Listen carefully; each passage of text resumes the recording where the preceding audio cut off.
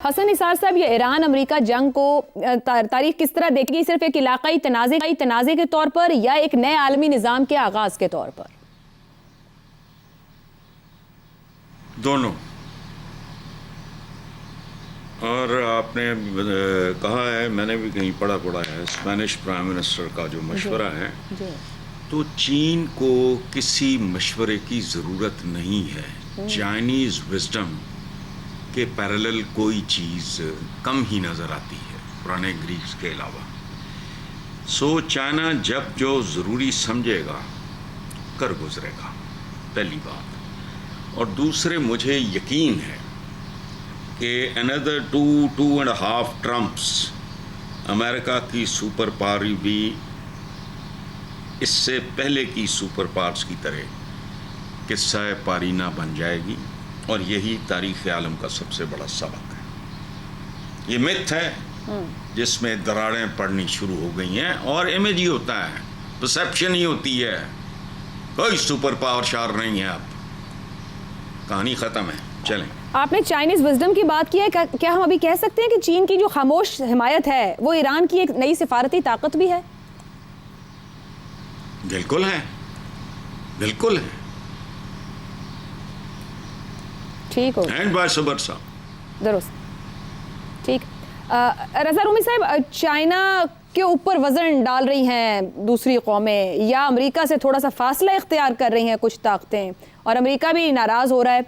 क्या एक नए आलमी सालिस के तौर पर दूसरे मुल्क देखना शुरू हो चुके हैं, या चीन का उभार ये बता रहा है, या सिर्फ ताकत के खला का वक्ती फ़ायदा है, या वक्ती तौर पर लग रहा है कि यहाँ से कोई रास्ता निकल सकता है?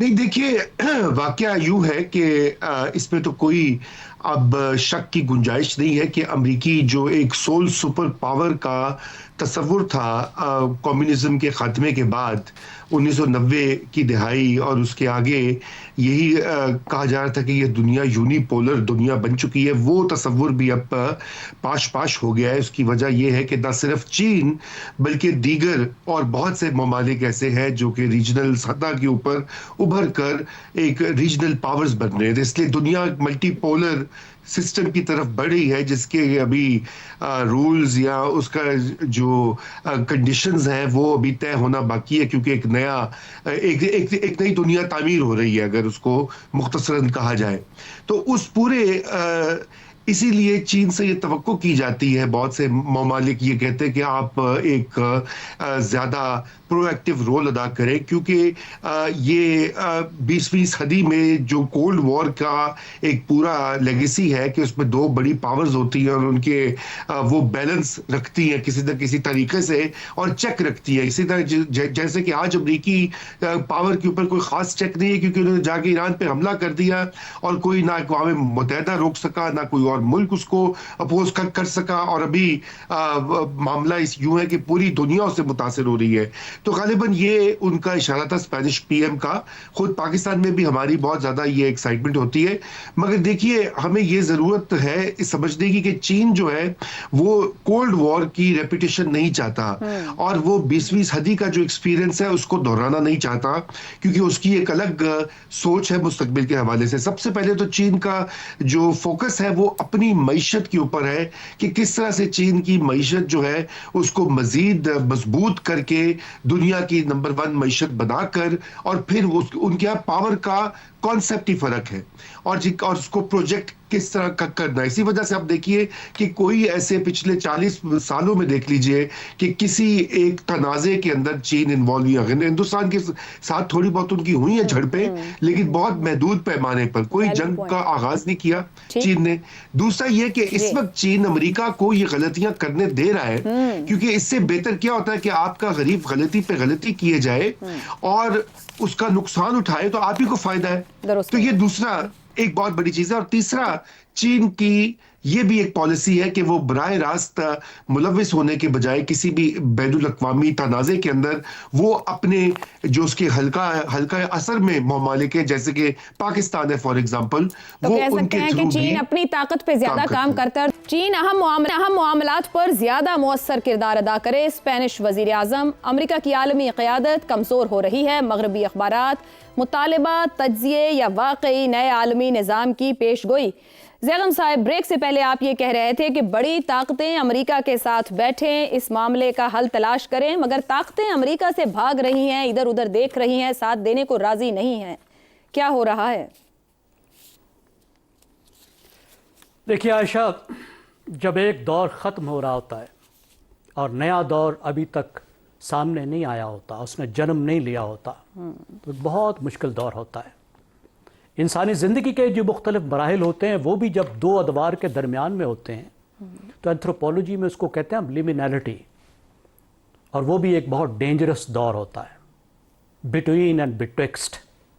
अब पुराने दौर की आपने बात की, देखिए पुराने दौर का जो निज़ाम था, जिसको रूल बेस्ड ऑर्डर कहते हैं, वो किस चीज़ पर खड़ा था?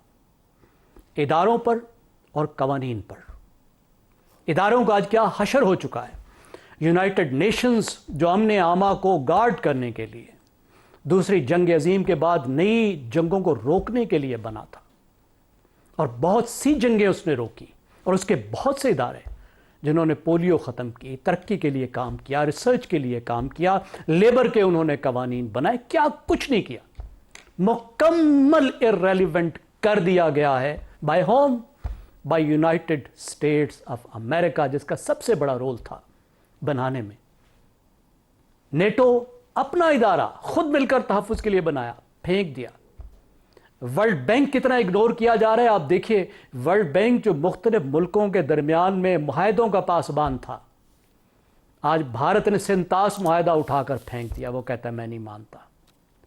खुद अमेरिका। अब दूसरी बात, बैनुल अक़वामी कवानीन, कि कवानीन को पहले कम से कम लिप सर्विस तो की जाती थी ना, कहा तो जाता था, कम से कम कमज़ोरों से ही मनवाया जाता था कवानीन को। कवानीन को उठाकर फेंक दिया गया।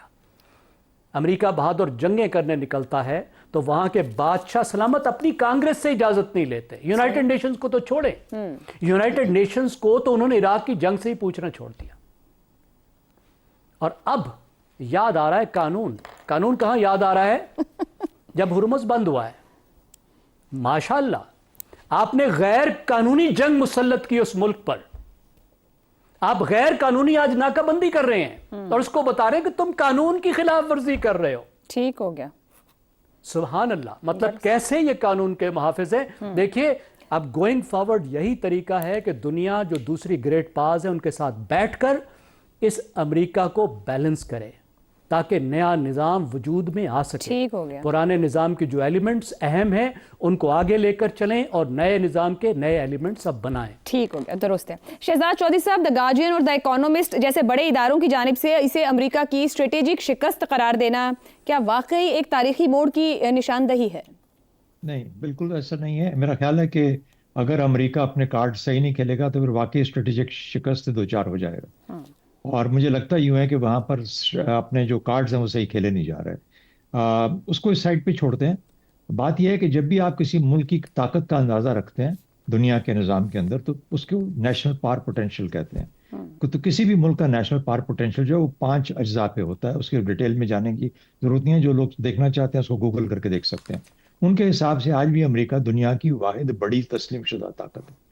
लेकिन वहाँ की जब लीडरशिप, जो कि उसका हिस्सा इनफॉर्मल हुआ करता है नेशनल पावर पोटेंशियल का, वो इस किस्म की हो जो कि अपने मामलात और अपने जो जजमेंट है वो इतना फॉल्टी जजमेंट लेके चल रही हो, तो इतना बड़ा मुल्क, इतनी बड़ी ताकत भी ज़ेर हो जाती है और ज़ायल हो जाती है। बहरहाल इसको छोड़ते हैं। ईरान की जंग सिर्फ ईरान की जंग नहीं थी। ईरान वाली जंग ये एक पेंडोरास बॉक्स था।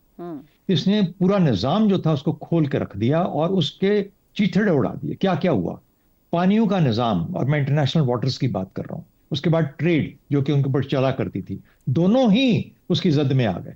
यानी पानियों का निज़ाम बिल्कुल खुल के कोई उसका कोई वाली वारिस ना रहा, ऐसा लगा जंगल का कानून है वहां पे। और उसके बाद फिर ये जो मामला ट्रेड का है, ट्रेड तो रुक गई हर तरफ से। अब आपकी तकलीफ हम पहले उसके हिस्से में बात कर चुके।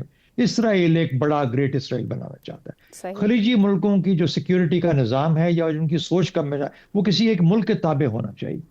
अभी ये ग्रेटर इसराइल और खलीजी ममालिक का जो मामला है, ये जाहिर है कि कितनी बड़ी एक लहर है जियोपॉलिटिकल थिंकिंग के अंदर कि यहाँ पे भी किसी को बैठ के फैसला करना चाहिए कि मुल्कों की हदूद और सोचने की हदूद कहाँ तक मुमकिन है। वो जो कवानीन जो कंट्रोल करते थे आपकी सोच को, वो कहाँ पे वापस लागू होंगे। तीसरी चीज, ये जो आपने जौहरी हथियारों के ऊपर क्या, यानी ये एक ऐसी चीज थी जो कि आप, यही एक निजाम था जो कि अभी तक ठीक चल रहा था, आज वो ओपन हो गया मुकम्मल तौर पे। ईरान कहता है मेरा हक है जौहरी हथियार बनाना, आप मुझे कैसे रोक सकते हैं।